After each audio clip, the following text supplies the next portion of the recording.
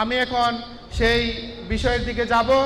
আশা করি খাবারের বিষয়টা আপনারা একটু বুঝতে পারছেন। অবশ্য যারা নিয়মিত ব্যায়ামে আসেন ওনারা সবাই জানেন বিষয়গুলো। এগুলো যারা নতুন আসছেন তারা একটু জেনে নিয়েন, কষ্ট করে বুঝে নিয়েন। আর যদি এরপরও না বুঝেন, আমরা সকাল 5:30টার সময় জজ কোর্টের উঠানে, রাত্রে 9:30টার সময় পৌরসভার উঠানে, আর বাকি সময়টা আমি ওই ক্লাবের ভিতরে জিমনেশিয়ামে আমি সময় কাটাই এই পেশা নিয়েই, এই কাজ নিয়েই। এগুলোই আমার সারাদিন কাজ। দিনের এই বিষয়গুলো নিয়েই আমি ব্যস্ত থাকি। তো যাই হোক, আমরা এখন যোগা প্রদর্শনীতে যাব। তার আগে আমি 2 মিনিটের জন্য একটু ছুটি চেয়ে নিব।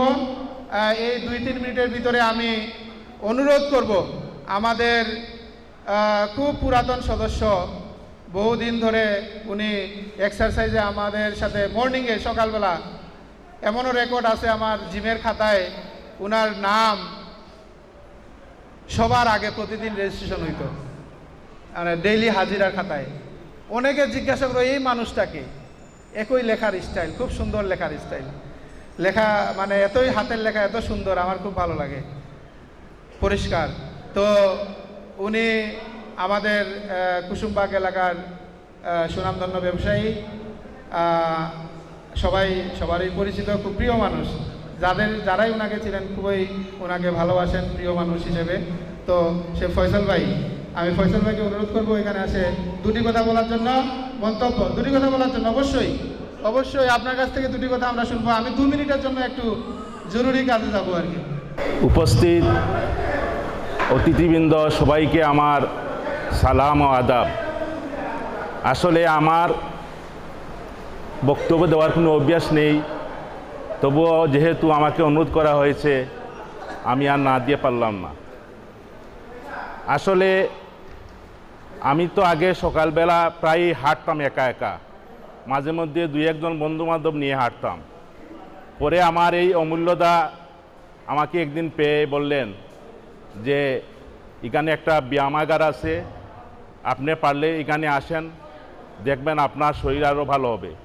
তখন সময় আমার পেট আরও বড় ছিল, প্রায় 45 ইঞ্চি আছিল, বুঝছেন। তখন আমার অমূল্যদা বললেন যে এক কাজ করেন, এখানে আসিয়া ব্যায়াম করলে দেখবেন আপনার শরীরে অনেক উপকার হবে, আপনার শারীরিক অনেক লাভবান হবে। তখন আমি ওনার কথা শুনে পরে আমি এই আমার ফিরোজ ভাইয়ের সাথে আমি যোগাযোগ করলাম। ফিরোজ ভাই বলল যে ঠিক আছে আপনি আসেন, সকালে আমাদের এখানে সকাল 6টা থেকে শুরু হয়, 1 ঘন্টা করবেন, দেখবেন ইনশাল্লাহ আপনার শারীরিক অনেক উন্নতি হবে। আমি আল্লাহর হুকুম পরের দিন থেকে আমি সকালবেলা ফজরে নামাজ পড়েই এখানে আসলাম। তখন দেখলাম যে এখানে অনেক ইয়াং ছেলেরা আছে, আমার বয়সী খুব 2-4 জন ছাড়া আর কেউ নেই। অমূল্যদা আমাকে প্রথম দিন আমাকে যে কয়েকটা আইটেম দেখাইলেন, বললেন যে আমি এই আইটেমগুলো দিন, আপনি এইগুলা 2 দিন 3 দিন করেন, পরে আস্তে আস্তে আরও বাড়াবে। যখন উনি বাড়ানো শুরু করলেন তখন দেখা গেল যে আমি সাথে যে গামছাটা নিয়ে আসতাম, এই গামছাটা ঘামে 2-3 বার মানে এটা চিপতে হতো, এইরকম অবস্থা ছিল। একটা আইটেম উনি দেখানোর পরে যখন আমি শুরু করতাম, পরে ঘামতে ঘামতে এমন অবস্থা হইতো, তখন এই আমার টাওয়ালটা পর্যন্ত, পরে একটা টাওয়াল ছিল, টাওয়ালটা পর্যন্ত ভিজে যেত। যাই হোক, এটা ওনার আশীর্বাদ, মানে আল্লাহ পাকের অনেক মেহেরবানি। পরে আমি আস্তে আস্তে আমার ওয়েটও কমলো, ফ্যাটও কমলো। তারপরে অনেক দিন এখানে আসেন আমার আরও সিনিয়র, এই পরিমলবাবু আছেন, আরও আমি দেখতেছি আমার অনেক সিনিয়র এখানে আছেন, অনেকেই তখন এখানে যাওয়া আসা শুরু করলেন। এইরকম প্রায় একাধারে আমি 5 বছর এখানে ছিলাম। পরবর্তীতে যখন দাদা এখানে কোর্ট প্রাঙ্গণে শুরু করলেন, তখন এইখানে আসা শুরু করলাম। এখানে আমরা শুরু করেছিলাম প্রায় ধরেন 15-20 জন নিয়ে। এরপরে আস্তে আস্তে আস্তে আস্তে মহিলা সহ এখন শীতের সময় তো প্রায় 100-র উপরে হয়। আর এখন গরমের সিজনে বৃষ্টি বাদলের দিন তাকায় অনেকে আসতে পারেন না, অনেকে ঘুম থেকে উঠতে পারেন না, যার কারণে এখন কিছু কমে আসছে। যাই হোক, আল্লাহর হুকুমে এই আসলে সকালবেলা সবচেয়ে বড় জিনিস হলো, প্রথমে আমার একটা সুবিধা হলো, আমি প্রথমে ফজরের নামাজটা জামাতে পড়তে পারলাম, আর জামাত পরে আমার সহযোগী আছেন এখানে টাকা ব্যাংকে মিনার সাহেব আছেন, এখানে একজন বড় ধরনের কন্ট্রাক্টর সাহেব মুর্শেদ আলম সাহেব আছেন। আমার সুযোগ হলো ওনাদের সাথে নিয়ে আমি আসতে পারি। এবং একদিন আমার ঢাকা ব্যাংকের সাথে পরিচয় হইল, পরিচয় হওয়ার পরে ওনার বললাম যে দেখেন আমরা এখানে কয়েকজন মিলে আমরা ব্যায়াম করি, আপনি যদি আমার সাথে আসেন তো দেখতে পারবেন। উনি সাথে সাথে আমার সাথে চলে আসলেন। আসার পরে উনি দেখে বললেন যে আসলে তো জায়গাটা খুব ভালো লাগলো, এবং এখানে এই জিনিসটা আমি জানতাম না, আমি যে এতদিন মৌলভীবাজার আছি আমি এই জিনিসটা জানতাম না। আর একদিন মসুদ ভাইয়ের সাথে, আমার বড় ভাই ফ্রেন্ড মসুদ ভাইয়ের সাথে দেখা হইলো। মসুদ ভাই বললাম, মসুদ ভাই আপনি শুধু এসে দেখে যাবেন, আপনি কিছু করা লাগবেন না, আপনি আমার সাথে আসেন, খালি শুধু দেখে চলে যাবেন। এরপরে মসুদ ভাই যখন দেখলো, দেখার পরে মসুদ ভাই দেখার পরের দিনই উনি আসার পর থেকে দেখা যায় ওনার ওয়াইফ সহ ভাবি সহ যে এই যে শুরু করলেন আসার পরে আমি ওনার কাছে ফেল হয়ে গেছি। দেখা যায় আমারও বাদ পরে দেখা যায় উনি রেগুলার যেদিন পারেন না হাঁটিয়া ওদিন গাড়ি নিয়ে আসেন। এইরকম দেখা গেছে আস্তে আস্তে অনেক যারা উপকৃত হয়েছেন সবাই দেখা যায় এইরকম মানে আর বাদ দেন নাই।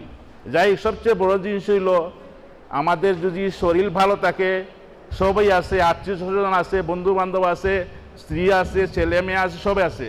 যখন আমরা অসুস্থ হয়ে যাই, বন্ধু বান্ধব না এলে একদিন শুধু ইয়ে দেখলো, আত্মীয় স্বজন মাঝে দেখলো, পরবর্তী দেখবেন আস্তে আস্তে পরিবারে অনেকেই আপনাকে ভালো লাগবে না দেখতে, যে একজন মানুষ অসুস্থ আর কত ভালো লাগে দেখতে।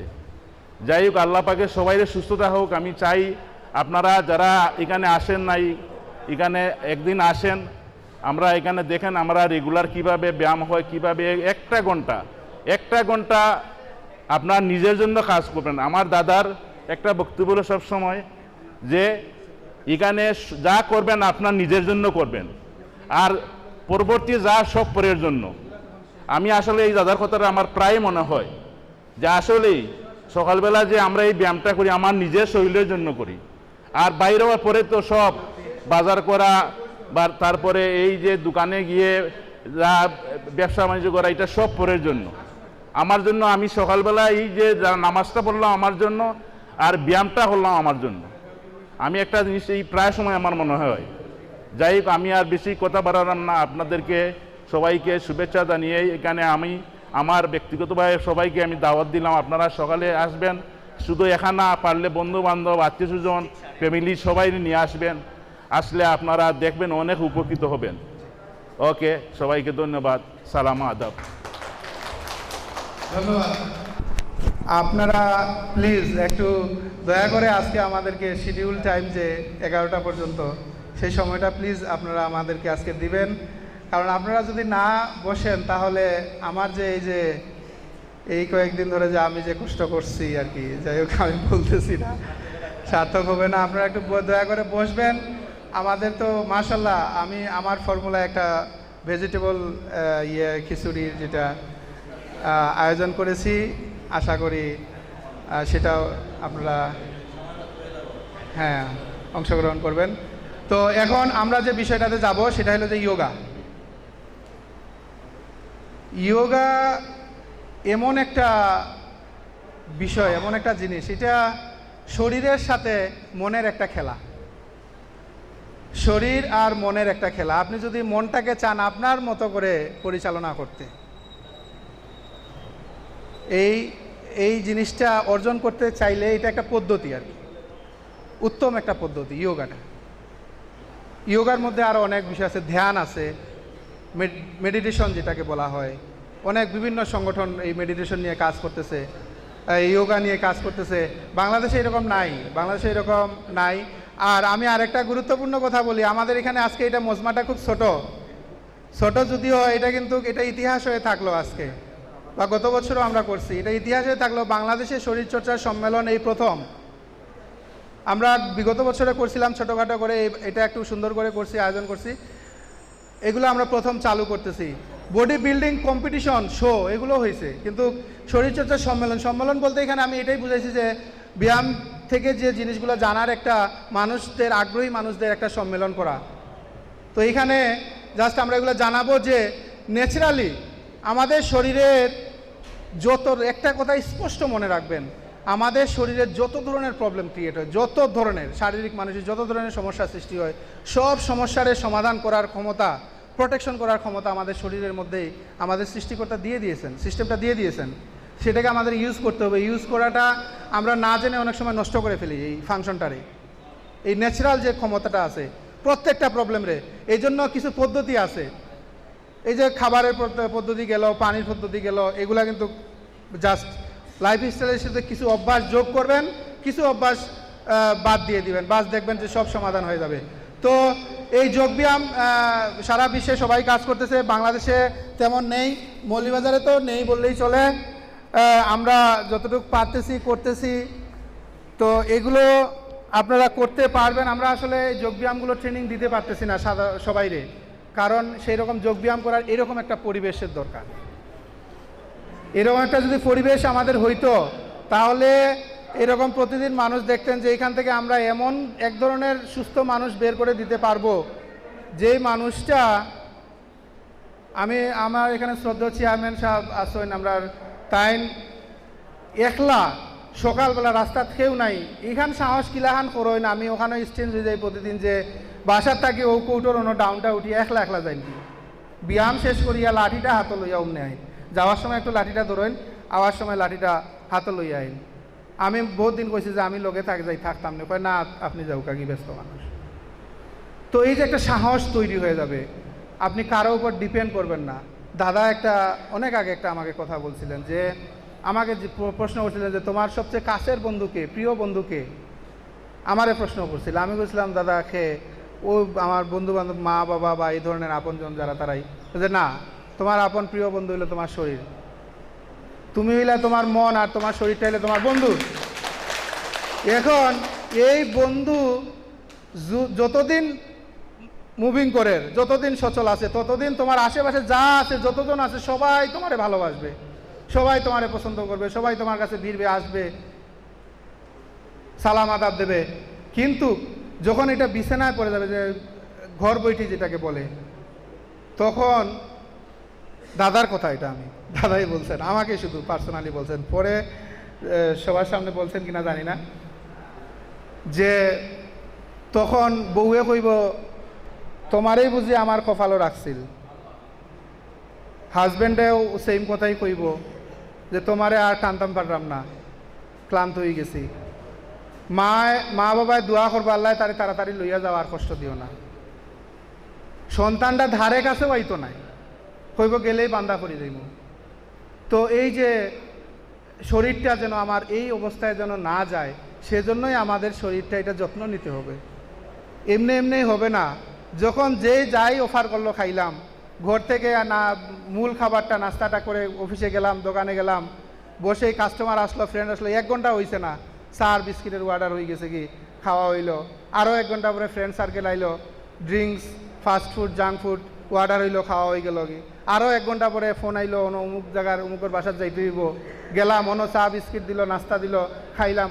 এই যে কন্টিনিউ চিন্তা করলাম না যে এখন তো আমার খানির দরকার নাই, তা আমি খাইলাম কেনে? এই যে এই জিনিসটা, এই চিন্তাটা জাস্ট মাথায় রাখতে হবে, যে আমি একবার খাইছি, এটা 4 ঘন্টা, মিনিমাম 4 ঘন্টা আমাকে এই খাবারটা শরীরে অ্যাডজাস্ট হওয়ার জন্য সময় দিতে হবে, তারপরে আমি কোনো না কোনো কিছু খেতে পারবো। শুধু পানি ছাড়া, পানি নন ক্যালোরি একটা খাদ্য, এটার মাঝে কোনো ক্যালোরি নেই, এটা ঢুকে বরঞ্চ আরও অনেক কিছু নিয়ে বাইর হয়, এটা শরীরে স্টোর হয় না, এটা যদি কিডনি ফাংশন যদি ভালো থাকে শুধু। তো এই শরীরটাকে আপনার মন মতো রাখতে হলে কিছু পদ্ধতি, কিছু অভ্যাস, কিছু লাইফস্টাইল একটু চেঞ্জ করতে হইব, কিছু প্লাস করতে হইব, কিছু মাইনাস করতে হইব। তো যাই হোক, এখনকার কথাগুলো মনে হয় আবেগ থাকি আইলো। যাই হোক, আবেগে লাগি গেলে কিন্তু দিন শেষ হয়ে যাইব, মনে হয় কথা শেষ হইতে নয়। আল্লাহর রহমতে এই 20 বছর ধরে এইগুলা নিয়ে গবেষণা করতে করতে এরকম একটু ওই গেছি। কি আমার একটা ছোট্ট মজার কথা, আমার ওয়াইফে মাঝে মধ্যে আমার একটু দেন যে তুমি মাথা উঠলে দেখি মাথা থামাও না, বুঝছেন নি? মানে এই বিষয়গুলো মানুষ প্রশ্ন করে, যেখানেও যাই গেলে যে জানতে চায়, তো বলতে গেলে অনেক কিছু সময় যায়, তখন তাই নিয়ে কথা কই। তো যাই হোক, ইদানিং একটু কন্ট্রোল করার চেষ্টা করলাম আর কি। তো আমরা এখন যে কার্যক্রমগুলো যে আমাদের অক্সিজেন শ্বাস প্রশ্বাসের যে ব্যায়ামগুলো প্রদান করতেছি, তো তার আগে আমরা এখন যেটা করবো যোগাসনটা করবো, আধা ঘন্টা সময় লাগবে যোগাসনটাতে। যোগাসনের সময় আপনারা যে ভয়েসটা আসবে আমাদের সেভাবে ম্যানেজ করে চলার চেষ্টা করবেন, আর প্রতিবেশী আত্মীয় স্বজন থেকে মেসেজগুলো দিবেন, এটাই আমি আশা করব। আর এই যোগাসন করেই আমাদের যে আমরা নিয়মিত যে ব্যায়ামটা করি 22টা খালি হাতের ব্যায়াম, সেই 22টা খালি হাতের ব্যায়াম আমরা করব। আপনারা যদি বলেন 2 সেট করে, আমরা ফুল যেভাবে করি নিয়মিত সেভাবে করব। যদি বলেন করবো যেটা আপনারা বলবেন, যেটা আপনাদের সাথে আলোচনা করে শুরু করবো, ওইটা করে আমরা খাবারের ব্যবস্থা আয়োজন হয়ে যাবে। খাবারের আয়োজনের সময় বা সেই সময় আমরা আমাদের যে শ্রদ্ধেয়জন আছেন, গুরুজন আছেন, ওনারা কিছু 2 কথা বলবেন 5 মিনিট করে, এরপরে আমাদের বিশেষ প্রতিনিধিরা বলবেন। আশা করি এগুলো 11টার ভিতরে শেষ হয়ে যাবে ইনশাআল্লাহ। তো ধন্যবাদ। আমি এখন যোগাসনে যাবো। আমার যোগাসনে আমাদের যে ভয়েস আউট ভয়েস, যেটা আমাদের মূল প্রচারতন্ত্র, সেই ভয়েসটা যে দিবেন উনি হাফিজা খাতুন বালিকা উচ্চ বিদ্যালয়ের একজন শিক্ষিকা, সমাপন এবং পুরস্কারপ্রাপ্ত উপজেলা ভিত্তিক উনি ফার্স্ট হয়েছেন এবার জেলা কমিশনে আছেন শিক্ষিকা হিসাবে পুরস্কৃত। উনি ভয়েসটা দিবেন।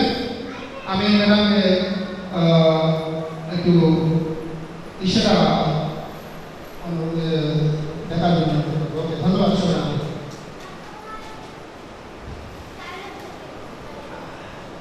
রোগ সারাতে নয়, রোগ প্রতিরোধ করতে চাই। সুস্থ ও সুন্দরভাবে বাঁচতে চাই। সুস্থ দেহ, সুন্দর মন, সুখে রব সারা জীবন। নিয়মিত ব্যায়াম করুন, নিজেকে সুস্থ ও সুন্দর রাখুন। জানতে হবে, মানতে হবে, সুখের জীবন সাজাতে হবে। শরীর চর্চা সম্মেলন, মৌলভীবাজার 2016। তারিখ 13ই মে 2016 ইংরেজি, রোজ শুক্রবার। সময় সকাল 6 ঘটিকা হইতে 11 ঘটিকা পর্যন্ত। স্থান পৌর জনমিলন কেন্দ্র, মৌলভীবাজার। আয়োজনে অমূল্যদার ব্যায়াম প্রশিক্ষণালয়, মৌলভীবাজার। পরিচালনায় ন্যাচারোপ্যাথি ফাউন্ডেশন, মৌলভীবাজার। ব্যবস্থাপনায় শিশু স্বাস্থ্য কল্যাণ সংস্থা, মৌলভীবাজার সদর। সম্মানিত অভিভাবকবৃন্দ, শুভ সকাল। শিশু স্বাস্থ্য কল্যাণ সংস্থা, মৌলভীবাজার সদর। এই সংস্থাটি স্থানীয়ভাবে পরিচালিত একটি শরীরচর্চা বিষয়ক স্বেচ্ছাসেবী সংস্থা। আমরা বিগত 5 বছর ধরে শিশু কিশোরদের শরীরচর্চা নিয়ে পরিকল্পনা, গবেষণা, পরামর্শ ও প্রশিক্ষণ কার্যক্রম পরিচালনা করছি। এই কার্যক্রম পরিচালনা করতে গিয়ে আমরা কিছু বিষয়ে পরিষ্কার ধারণা অর্জন করেছি, যেমন শিশুদের বয়স অনুপাতে উচ্চতা কম বা খাটো, বয়স ও উচ্চতায় ঠিক থাকলেও ওজনে অনেক কম অথবা বেশি। কেন এমন হয় দেখুন, কিছু শিশু আছে বাইরের খোলা খাবার বা প্যাকেটজাত খাবার যেমন খায়, তেমনি ঘরের খাবারও ভালোই খেতে পারে। এ ধরনের শিশুরা ওজনে বেশি হয় বা মোটা হয়। আবার কিছু শিশু আছে বাইরের প্যাকেটজাত খাবার ছাড়া ঘরের খাবার খায় না। এদের মধ্যে যাদের বাজেট বেশি থাকে তারা হয়তো বা কোনো রকমে ওজন ধরে রাখতে পারে, কিন্তু রোগ প্রতিরোধ ক্ষমতা খুব দুর্বল। আর যাদের বাজেট সাধ্যের মধ্যে নেই, সে শিশুদের অবস্থা আরও করুণ। মা বাবার অস্থির হয়ে চিকিৎসকের পরামর্শে বা পরামর্শ ছাড়াই ভিটামিন অথবা রুচি বাড়ানোর ওষুধ খাওয়াতে ব্যস্ত হয়ে পড়ে, কিন্তু সমাধান হয় না। সমাধান তো হওয়ার কথা নয়, কারণ সমস্যার সৃষ্টির যে মূল কারণ সেটার যদি সমাধান না করি তাহলে তো সমাধান হওয়ার কথা নয়। লক্ষ্য করুন অভিভাবকবৃন্দ, এর মূল কারণগুলো কি?